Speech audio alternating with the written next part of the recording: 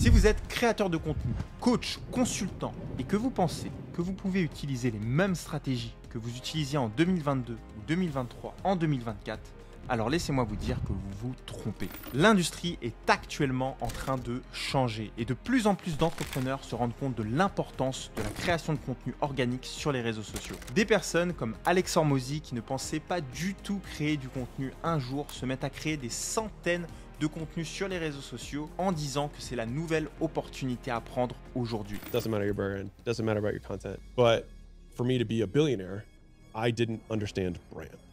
And it was my big deficiency. Mais cependant, il y a un problème. Peu de personnes comprennent réellement les systèmes qui sont en train de se passer sous nos yeux. Qu'est-ce qu'il va falloir faire maintenant pour tirer son épingle du jeu, se démarquer en 2024 et assurer son avenir sur les réseaux sociaux pour les années à venir? C'est ce qu'on va voir dans cette vidéo. Si vous ne me connaissez pas, il n'est pas trop tard. Enchanté, moi c'est Augustin Passy, j'ai été influenceur pendant 5 ans et j'ai développé une communauté de plus d'1 million d'abonnés cumulés sur les réseaux sociaux. Je pensais avoir trouvé ma mission, mais j'ai compris que mon expertise pouvait aller plus loin.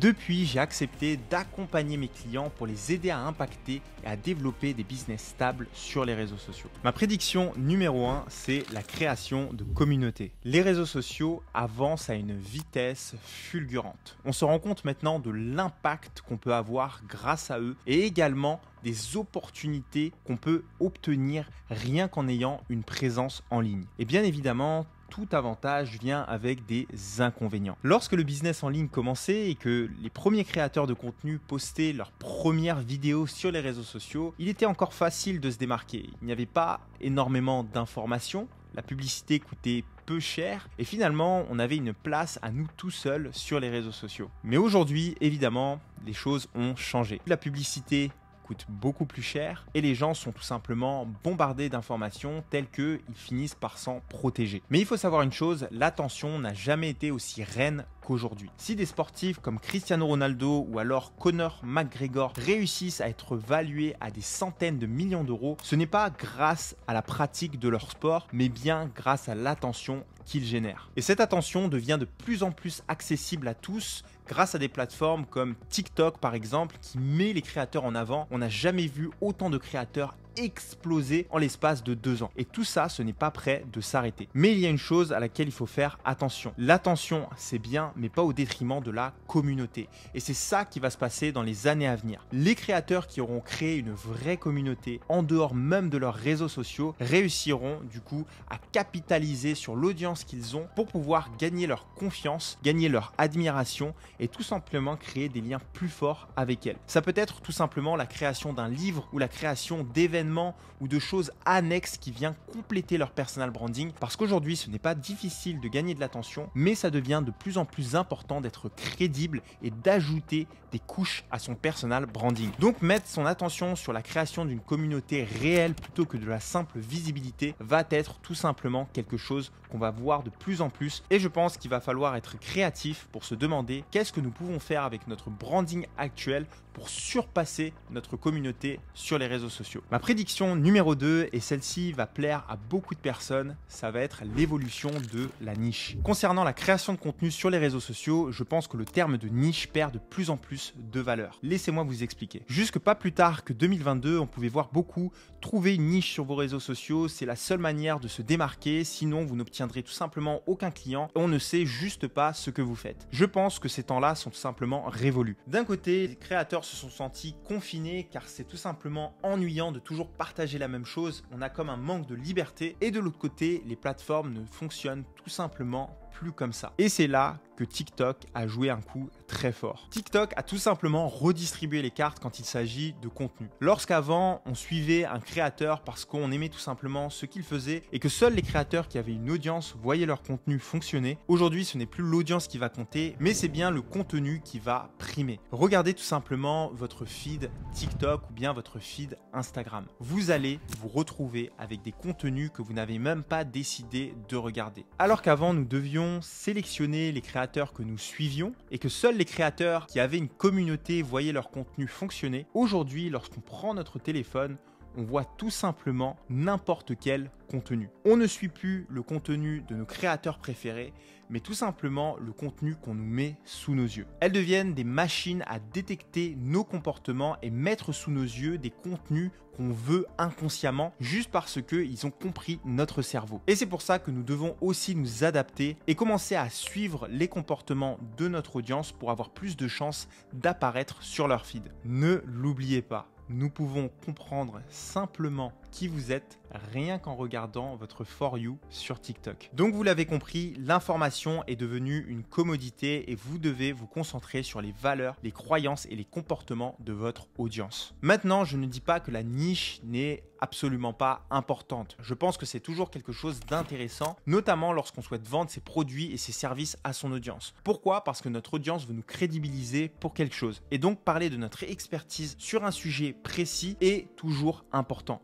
Mais ça ne s'arrête absolument plus là. Vous avez plus de liberté et c'est ça que veut votre audience aujourd'hui. Et c'est également ce que veut les réseaux sociaux. Montrez plus qui vous êtes et derrière, c'est comme ça que vous allez devenir un leader et non un follower. La prédiction numéro 3, c'est l'intelligence artificielle. On l'a vu, dans un monde où l'information déborde, ce n'est plus elle qui est roi, mais plutôt l'attention. Ce n'est plus simplement le meilleur produit qui gagne, mais celui qui réussit à capturer et maintenir l'attention de la masse. Les avancées en termes d'intelligence artificielle deviennent de plus en plus incroyables. L'information ne manque plus. Vous avez juste à taper ce que vous voulez sur ChatGPT et derrière, vous allez avoir beaucoup plus d'informations que ce que vous avez même demandé. Mais les intelligences artificielles ont également révolutionné la façon dont nous produisons du contenu. On va se retrouver avec des entrepreneurs qui vont sortir 400 contenus par jour et qui vont être en plus de qualité. Donc elles vont devenir de plus en plus efficaces comme ChatGPT ou même Eleven Labs ou même encore Opus Clip qui nous permet de transformer une simple vidéo en une dizaine ou une vingtaine ou une centaine de clips. Mais ce n'est même pas fini puisqu'on va voir nos plateformes préférées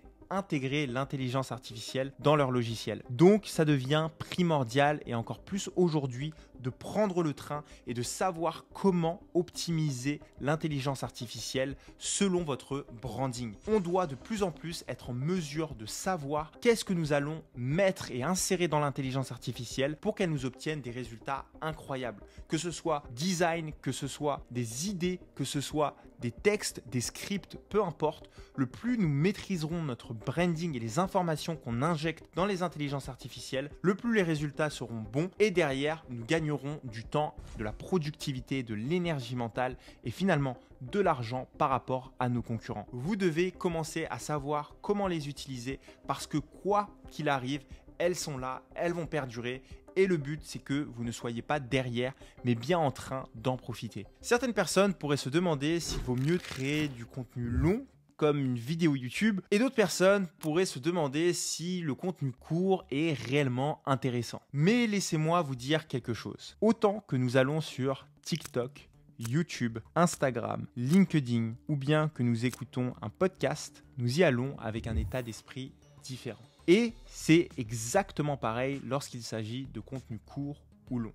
Nous y allons avec un état d'esprit différent.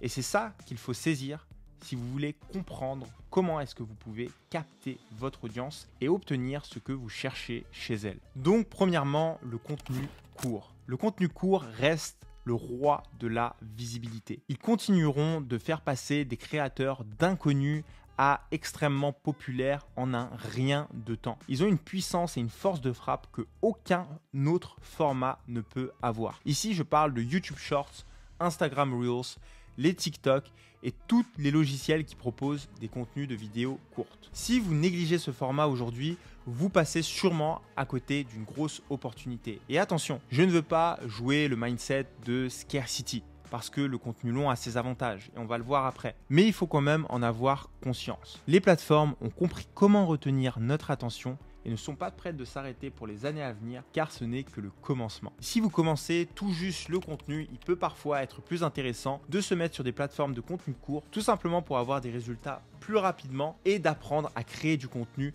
efficacement et qui sollicite l'attention des gens. Maintenant, après le contenu court, passons au contenu long. Le contenu long, je le qualifie comme un contenu qui est supérieur à 5 minutes. On va le voir en général sur YouTube ou sur un podcast. Il permet dans les grandes lignes surtout de nourrir sa communauté. Une communauté, on doit d'abord l'attirer, puis ensuite la nourrir pour qu'elle prenne confiance en nous et enfin la convertir. Et le format long est peut-être l'un des meilleurs moyens de nourrir son audience, qu'elle ait confiance en vous. Derrière, il ne faut pas oublier que les gens veulent de la valeur. C'est ça également qu'ils viennent rechercher. Les gens, lorsqu'ils se posent sur du contenu long, ils se posent. Ils ne vont pas regarder dans le même contexte du contenu long que du contenu court. Ils ne vont pas se connecter de la même façon sur YouTube comme ils se connecteraient sur TikTok ou Instagram. Et ça change absolument tout sur la manière dont vous avez l'attention des gens. Ensuite, il faut savoir que c'est le seul capable de démultiplier son contenu. C'est-à-dire qu'en créant du contenu long, vous pouvez créer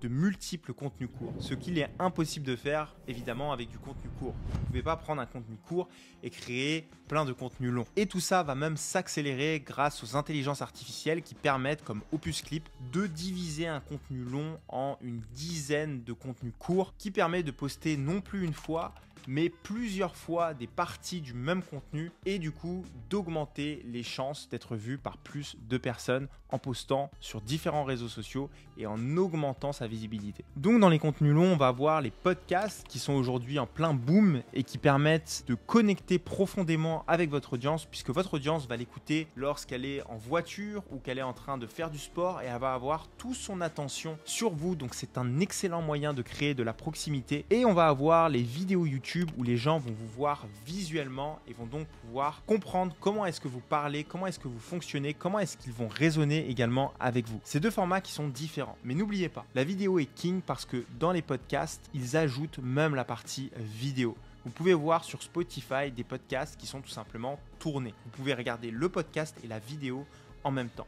Ça montre à quel point la vidéo est primordiale et qu'aujourd'hui les gens vont créer du contenu long pour le diviser en contenu court et qu'on va voir ça beaucoup plus en 2024 et dans les années suivantes. Et ma prédiction numéro 5, ça va être l'importance de la construction d'un vrai personal branding. Que ce soit contenu long ou bien contenu court ou tout simplement l'arrivée de l'intelligence artificielle, les réseaux sociaux aujourd'hui sont submergés. Et c'est pour ça qu'il est de plus en plus important de se construire une vraie marque, une vraie personal brand. Mais une vraie marque, c'est quoi? C'est construire une vraie réputation. Non pas basée sur votre visibilité ou bien le domaine spécifique dans lequel vous êtes, mais de pouvoir comprendre quel rôle vous jouez dans la vie de votre audience et de votre client. De savoir exactement quels sont leurs comportements et comment est-ce que vous allez mettre ça en avant pour construire une vraie communauté. Le but de tout ça, c'est de créer du contenu qui connecte vraiment, de vous différencier de vos concurrents et d'obtenir des clients qui vous ressemblent. Et ça, les youtubeurs et les influenceurs l'ont très bien compris. Ils savent comment marquer toujours plus leur audience en créant du contenu autour de leurs valeurs, de valeurs communes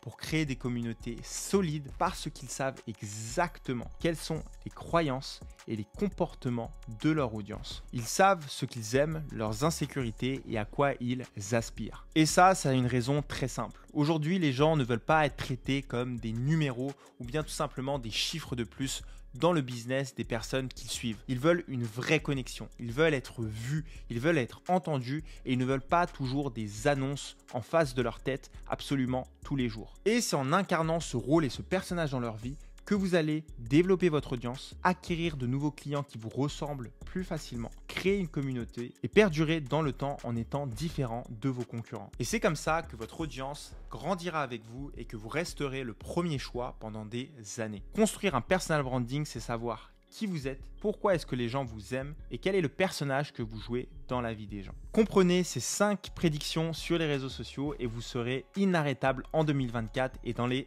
années à venir. J'espère que vous avez aimé cette vidéo. N'oubliez pas de vous abonner, de regarder mes autres vidéos sur le personal branding, les réseaux sociaux et l'entrepreneuriat. Je vous souhaite une excellente journée. À très vite.